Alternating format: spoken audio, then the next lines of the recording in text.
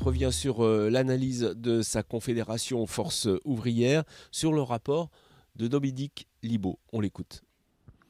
Oui, alors, bonjour à toutes et à tous. Le plus brièvement possible, sur l'analyse que fait ma confédération sur le rapport de M. Libaud, on a accueilli le rapport favorablement. Et alors, évidemment, on est syndical. Et nous, comme on ne risque pas, en tant que ministre, si on râle, de se faire virer, ben on continue à râler, quoi. Donc, voilà. Et beaucoup plus sérieusement, on souhaite que ça aille non seulement vite, mais on souhaite que ça aille plus loin, particulièrement sur la mécanique de financement. J'y reviendrai peut-être dans un deuxième temps, mais on a surtout souhaité quand même souligner, alors non seulement le travail, mais enfin, c'est toujours un peu délicat quand M. Libaud est là, parce que je ne voudrais pas tomber dans la flagornerie, mais on a souligné le travail qui a été fait et les propos liminaires que M. Libaud a tenus il y a quelques instants nous confortent encore dans cette approche positive du rapport. J'ai juste repris deux choses pour aller le plus vite. C'est la valorisation des métiers du grand âge. Ça, on pense que c'est quand même tout à fait fondamental parce que dès l'instant où il manque des moyens publics, des moyens financiers publics, les pouvoirs publics sont quand même enclins à se reporter sur les proches aidants. Les proches aidants, c'est bien, mais la bonne volonté et la bienveillance, ça fait pas un métier.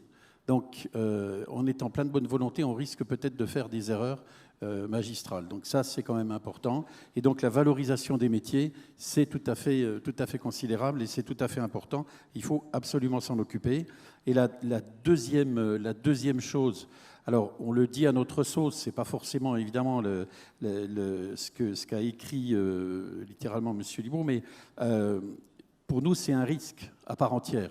Cinquième risque, cinquième branche, on ne va pas rentrer dans le détail, mais fondamentalement, c'est un risque, Madame Delaunay l'a dit aussi, c'est un risque que je vais qualifier de risque sauce 1945.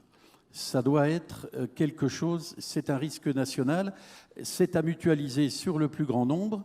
Je ne savais pas qu'on était 20 millions, donc ça fait une belle tribu quand même, hein, ça fait un tiers de la population, quoi. Donc c'est quand même pas mal. Si ce tiers, plus les deux autres tiers, prenaient en charge quelque chose de modique, plus il y aura une grande mutualisation, plus la cotisation sera modique.